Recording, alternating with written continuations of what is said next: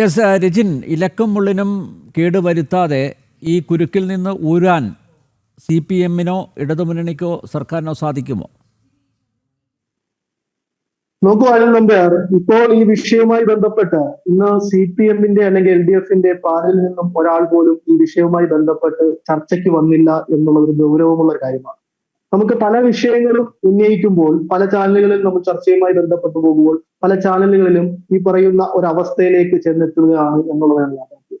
കാരണം ഇന്ന് ഒരു ചാനലിൽ വന്നിരുന്ന് ഈ പറയുന്ന CPM-ന്റെ പാനലിസ്റ്റ് ആയിട്ട് അല്ലെങ്കിൽ അതുമായി ബന്ധപ്പെട്ട് വന്ന് സംസാരിക്കുന്നവർ നാളെ അവർക്കും ഈ രീതിയിൽ മാറ്റി പറയേണ്ട ഒരു അവസ്ഥയിലേക്ക് ചെന്നെത്തുന്നു എന്നുള്ളത് കൊണ്ടാണ് മിക്കവാറുമുള്ള ഈ CPM-ന്റെ പാനലിസ്റ്റ് ആയിട്ടുള്ളവർ രാഷ്ട്രീയം പോലും, അതായത് CPM രാഷ്ട്രീയം പോലും ഉപേക്ഷിച്ച് അല്ലെങ്കിൽ വക്താക്കളുടെ അഭിപ്രായം ഊരി വെച്ചുകൊണ്ട് മറ്റ് രാഷ്ട്രീയ പാർട്ടിയിലേക്കൊക്കെ കടന്നു പോകുന്നത് എന്നുള്ളതാണ് ഇതിന്റെ ഒരു യാഥാർത്ഥ്യ സ്ഥിതി എന്നുള്ളത്. ഇനി ആ വിഷയത്തിലേക്ക് വരാം. യുവതീ പ്രവേശനവുമായി ബന്ധപ്പെട്ട് 2018 ഈ വിധി വരുന്നതിന്റെ പശ്ചാത്തലം, ആ പശ്ചാത്തലത്തെ പറ്റി നമ്മൾ പരിശോധിക്കുമ്പോൾ VS അച്യുതാനന്ദൻ കൊടുത്ത അഫിഡവിറ്റ് അങ്ങനെ ശബരിമലയിൽ യുവതികൾക്കും എല്ലാവർക്കും പ്രവേശിക്കാം എന്നുള്ള രീതിയിലേക്ക് ആചാര ലംഘനത്തിന് കൂട്ടുന്ന രീതിയിലേക്ക് സുപ്രീം കോടതിയിലേക്ക് അഫിഡവിറ്റ് കൊടുക്കുമ്പോൾ അടുത്ത ഗവൺമെന്റ്, ഉമ്മൻചാണ്ടി ഗവൺമെന്റ് വരുമ്പോൾ ഒരു അഫിഡവിറ്റ് തിരുത്തി കൊടുക്കാൻ പറ്റാത്തതുകൊണ്ട് പുതിയൊരു അഫിഡവിറ്റ്, ഇവിടെ ആചാരങ്ങൾ നിലനിൽക്കുന്ന ക്ഷേത്രമാണ്, ശബരിമലയിലെ പ്രത്യേക സാഹചര്യങ്ങൾ വിവരിച്ചുകൊണ്ട് അതുമായി ബന്ധപ്പെട്ടുള്ള അഫിഡവിറ്റ് കൊടുക്കുകയാണ്.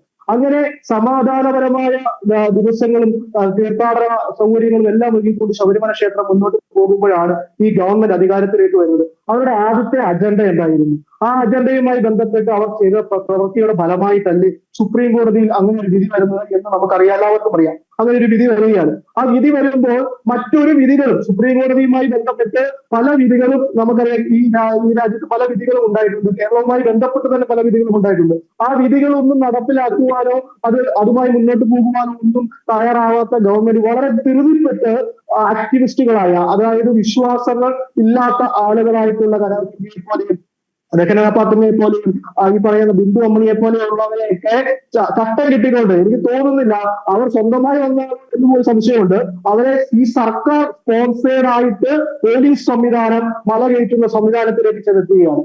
ആ ഒരവസ്ഥയിലേക്ക് ഒരു ആപാലവൃദ്ധമായ അയ്യപ്പ ഭക്തരായ സമൂഹം എല്ലാം കണ്ണീരുകൊണ്ട് അല്ലെങ്കിൽ അതുമായി ബന്ധപ്പെട്ട് വളരെ ആവലാതിൽ നിൽക്കുന്ന ഒരു സാഹചര്യം. ആ സാഹചര്യം നിന്നപ്പോ പല പ്രതിപക്ഷ സംഘടനകളും, അതായത് കോൺഗ്രസുമായി ബന്ധപ്പെട്ട് പ്രതിപക്ഷത്തിൽ നിന്ന് കോൺഗ്രസുമായി ബന്ധപ്പെട്ട് അഭിപ്രായം പറയും, അതുമായി ബന്ധപ്പെട്ട് സമരപരിപാടികളുമായൊക്കെ മുന്നോട്ട് വന്നപ്പോ ഈ ഗവൺമെന്റ് കോൺഗ്രസിനെയോ പ്രതിപക്ഷത്തെയോ ഒക്കെ പറഞ്ഞ് UDF-നെയൊക്കെ പറഞ്ഞതെന്നാണ് പിന്തിരിപ്പൽ നയമാണ് നിങ്ങൾ സ്വീകരിക്കുന്നത് എന്നാണ് അന്ന് ആവശ്യപ്പെട്ടത്.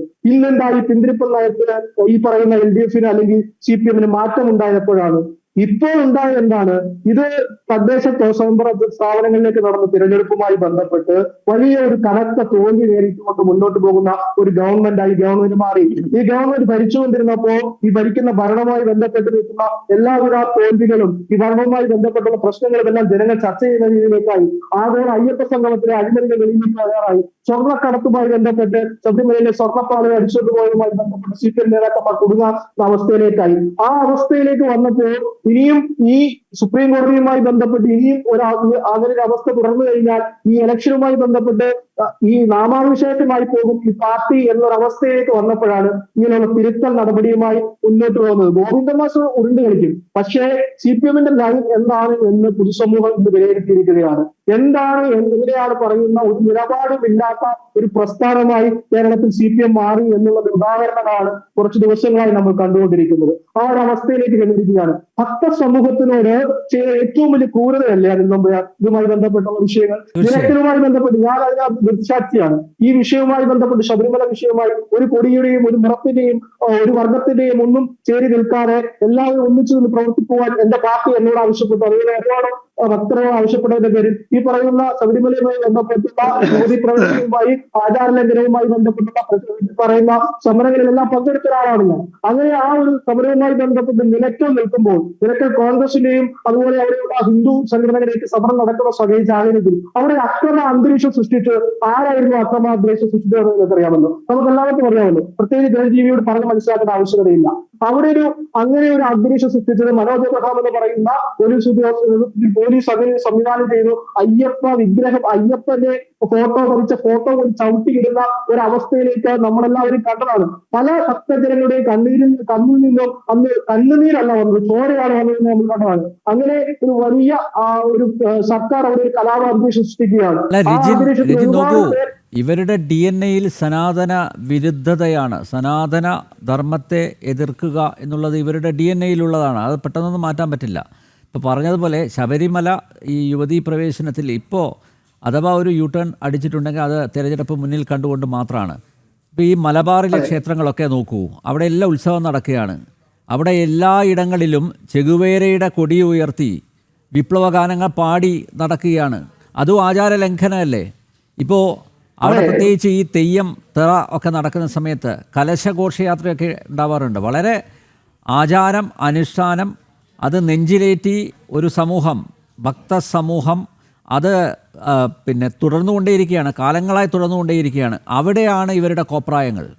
ഇപ്പം നോക്കൂ, ഇവർ ആചാര അനുഷ്ഠാനങ്ങൾക്കെതിരെയാണ്. അത് എല്ലാ ദിവസവും അവർ തെളിയിച്ചുകൊണ്ടിരിക്കുകയും ചെയ്യാണ്. ആചാര അനുഷ്ഠാനങ്ങൾക്കെതിരെയാണ് എന്ന് മാത്രമല്ല, ശബരിമല പോലെ ഒരു ക്ഷേത്രത്തെ തകർക്കുവാൻ നോക്കിയ ഒരു ഗവൺമെന്റ് ആണ് ഇത് എന്ന് നമുക്ക് വസ്തുനിഷ്ഠമായി പറയേണ്ടി വരും.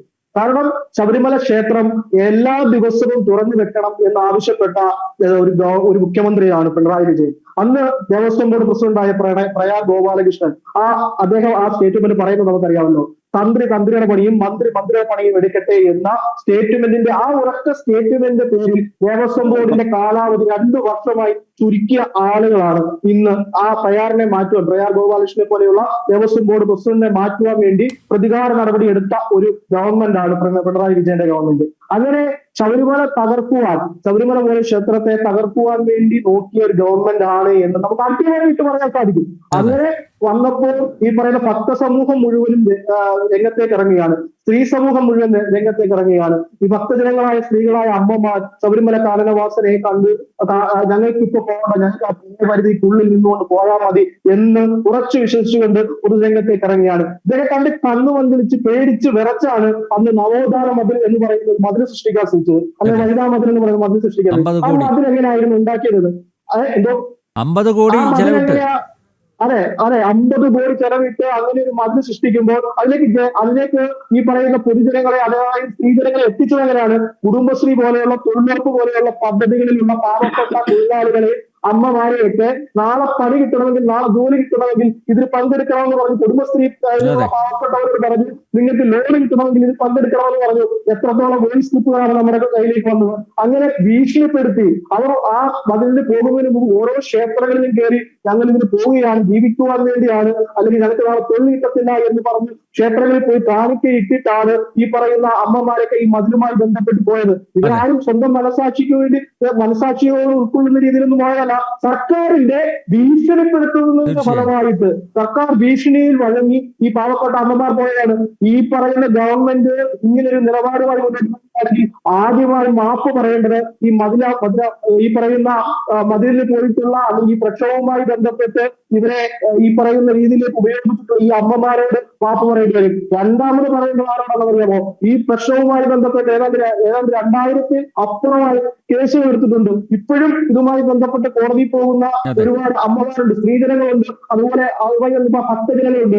അവരുടെ കേസുകൾ പിൻവലിക്കുമായിരുന്നു. ആ സമൂഹത്തിനോട് മാപ്പ് പറയണമായിരുന്നു. പിന്നെയാണെങ്കിൽ ഈ പറയുന്ന ഭക്ത സമൂഹത്തിനോട് മുഴുവനും മാപ്പ് പറയുന്നതിനൊപ്പം തന്നെ ശബരിമലയിൽ പോയി സാഷ്ടാംഗം മാപ്പ് പറയണം. ആ രീതിയിലേക്ക് മാപ്പ് പറയാതെയാണ് ഈ പറയുന്ന ഈ ഇലക്ഷനുമായി ബന്ധപ്പെട്ട് ഈ ജിമ്മിക്ക് കാണിക്കുന്നതെങ്കിൽ ഇത് ഈ പറയുന്ന പൊതുസമൂഹം തള്ളിക്കളയുന്നത് യാതൊരു സംശയമില്ല. അരിയാഹാരം കഴിക്കുന്ന കേരളത്തിലെ വിശ്വാസികളായിട്ടുള്ള, അത് ഹിന്ദു വിശ്വാസികളായിട്ടെ, ക്രൈസ്തവ വിശ്വാസികളായിട്ട്, ഇസ്ലാം വിശ്വാസികളായിട്ട്, ഏത് വിശ്വാസികളായാലും അവർ ഇവരെ തള്ളിക്കളയും എന്നുള്ള കാര്യം യാതൊരു സംശയവുമില്ല എന്നുള്ളതാണ് ഇതിന്റെ യാഥാർത്ഥ്യം.